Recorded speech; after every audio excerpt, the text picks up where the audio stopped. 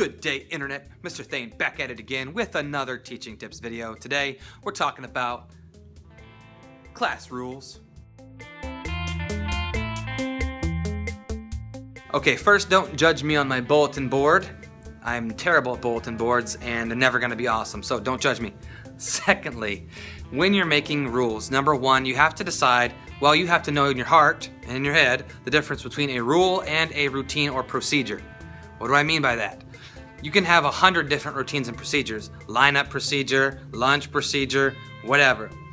But a rule is an overarching sort of philosophy of your classroom and your ideals.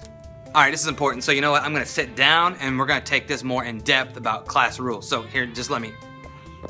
The first step in having good classroom rules is trying to identify the difference between a rule and a routine or procedure. So you can have a ton of different ways you do things. This is how you do restroom. This is how you do lineup procedure. Those are procedures.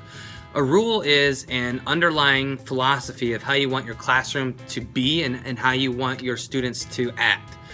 So when you're making your class rules, you don't have to have very many of them. I have 3 classroom rules. Rule number 1 is the golden rule is treat others the way you want to be treated. So that takes care of all behavior things towards other people and really towards yourself and towards staff, because I teach them and talk to them about the golden rule, and that's one of those things that I feel like, well, I know can continue with them the rest of their life. So that's a life skill, is to have the golden rule of teaching others the way you want to be treated. So for example, if someone breaks rule number 1 and is not nice to a friend or is disrespectful to a staff member, then I simply ask them, is that how you want to be treated? You know, so it's a dialogue that you can instantly have. Rule number 2 is always try your best. So this covers academics. So rule 1 covers behavior and rule 2 covers academics. So I always let them know that I'm never going to give them something that they can't do. I'm always going to give them something that it might be a little bit tricky or difficult for them, but it's always something that they can actually do. So trying your best is always center to that. So trying your best is rule number 2, and I want them to always give forth their best effort. And in order to get students to try their best, you have to model what that looks like.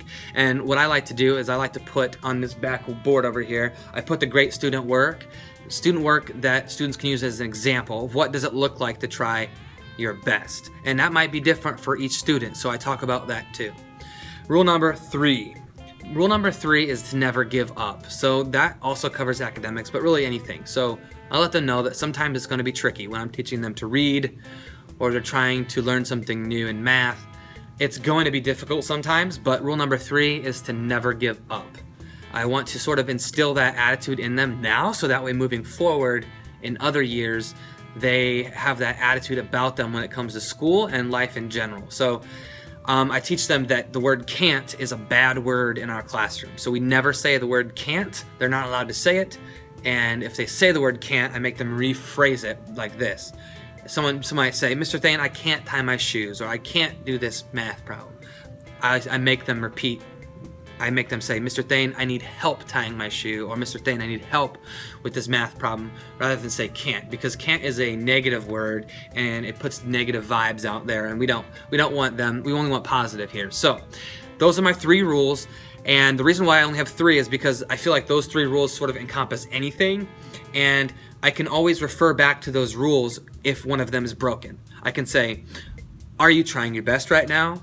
You know, hey, one of our rules is to never give up, so don't say the word can't. Or I'll say, are you treating that person? Are you treating your neighbor how you want to be treated? So in having those 3 rules, I can always refer back to them quick and easily, and students can very easily identify those rules and tell me which rule that they broke. So again, when you're making your classroom rules, don't have 10, 15 different rules. Those are procedures. You can have more than one procedure, but just try and have underlying rules that everything can sort of fall under the umbrella of your rules. So keep them simple, but keep them broad, and then you can unpack them a little bit. After you've discussed the rules with your students and modeled for them and they understand what they mean, a good thing to do is to make a chart. I do a chart with 4 quadrants, and we sit down as a class and we talk about what do those things look like in our class. So what does it look like? What does it sound like? What does it feel like? And what does it help? What does it do for our brains? So we use student-friendly language, and we map out what sort of activities and behaviors that we want to see.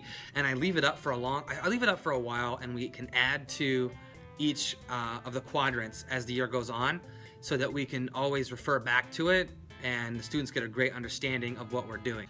If you like this video, don't forget to check out the other videos on my channel page, and hit the subscribe button below for updates every week. I've got a new vlog coming out every Sunday, along with other videos throughout the week. So, like, subscribe, comment, share, make it a great day.